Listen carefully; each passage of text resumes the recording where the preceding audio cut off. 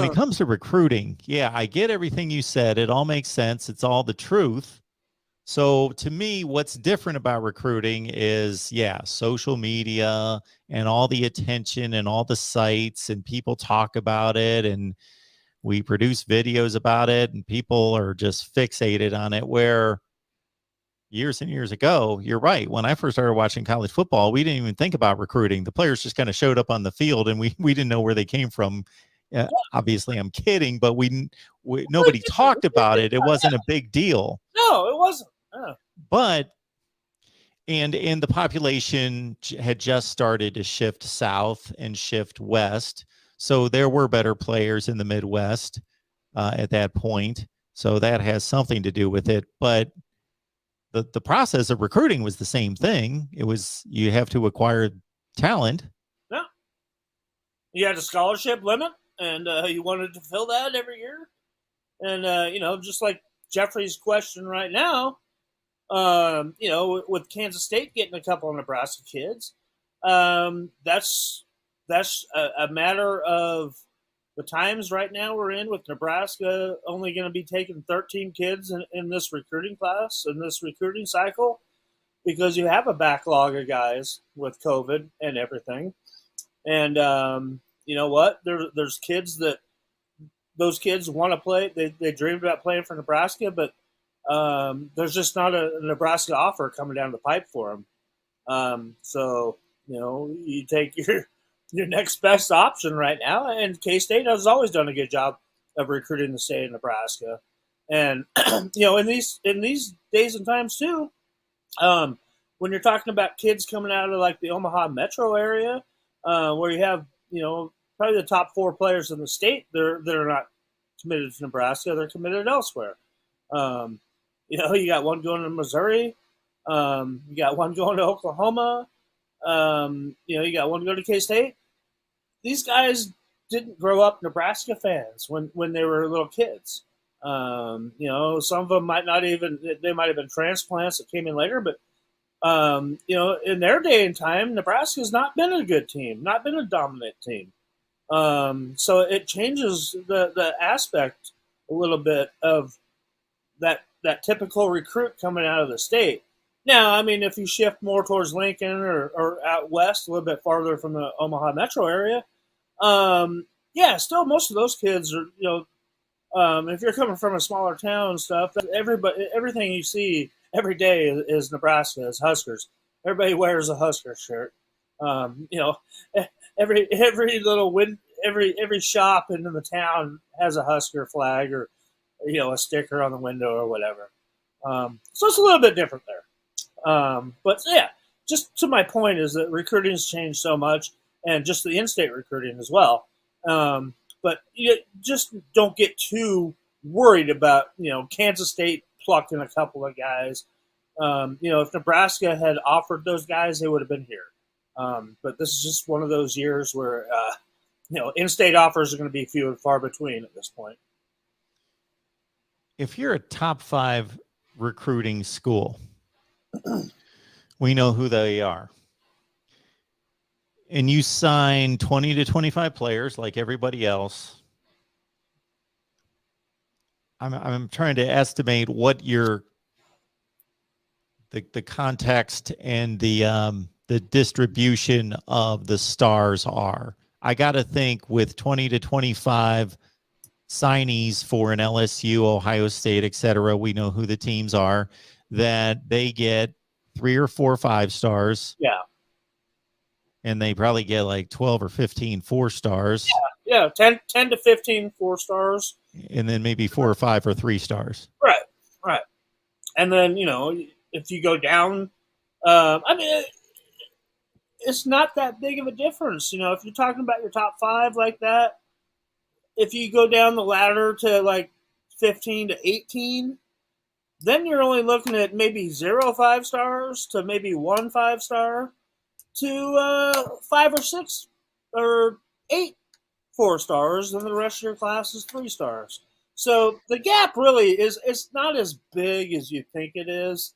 It sounds like it's big. Well, I mean, it's top heavy, But like I'm saying, I'm just trying to. My point is that once you get outside of that top 5 or whatever, you're not that far. Oh, I got you. After the top 5. After the top 5, Yeah. you're pretty darn close to Yep. for the next 20 maybe schools. Absolutely. So I agree with that. Like if you look at the number 15 class in the country and number 30, not much different. Not a whole lot. Yeah. No. But okay, I mean, my next point. Those schools that are top heavy, yeah. I mean, they're the ones that are, the rich get richer always, like we say, and you throw the transfer portal in there as well, and the rich are always getting richer. Especially when you consider, Saban, especially when you consider that's one class. There's 4 to 5 classes on the roster, so multiply that 4 or 5 times, and it widens even more. It's like, it's got to be a nice luxury to have to turn down 5-star guys that want to come and play for you because your class is already filled out. So, Greg, match up what we just said about what the typical top 5 class in America looks like versus a top 15 to 30 class. Okay, how many 4 stars does the state of Nebraska produce every year? 2 or 3? Yeah, you might be being generous right there. Okay. This year you have 3, and that's pretty good. That's pretty good for the state.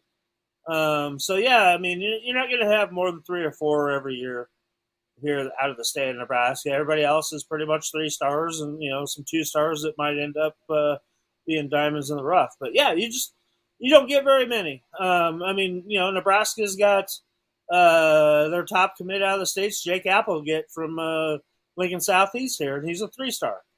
So you got your Deshaun Woods and Jackson, Desmond Jackson, they're 4 stars, and then you got Micah Riley Helms, who's another 4 stars. So those are the top 3 guys that are all 4 stars that are committed elsewhere. So yeah, actually, so that makes 3. There's only 3 4 stars in the state this year. Yep. So I would say to the typical Nebraska fan, I would say, okay, for a second, forget about going back to the 90s. Forget about winning national championships. Not that I don't want to crush your dreams, but let's start with this, because that's going to be a huge leap to compete with those schools year in, year out. But it's not unreasonable to think that Nebraska can't be Wisconsin or Iowa. And they're finishing in the top 15 in the country most years. They're in that range, especially Wisconsin. And they have the talent issue that Nebraska has, basically the same thing, right? Yeah. There's nothing different. I mean, you're basically recruiting the same guys. Same guys.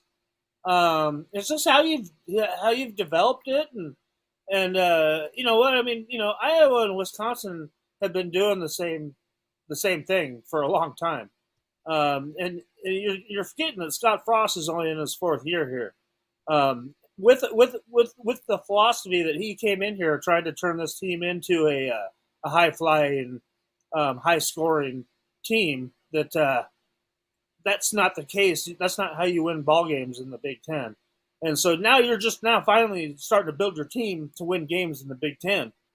And you see right now that the defense is a little bit more ahead of the offense, and you got a ton of young guys on both sides of this ball right now.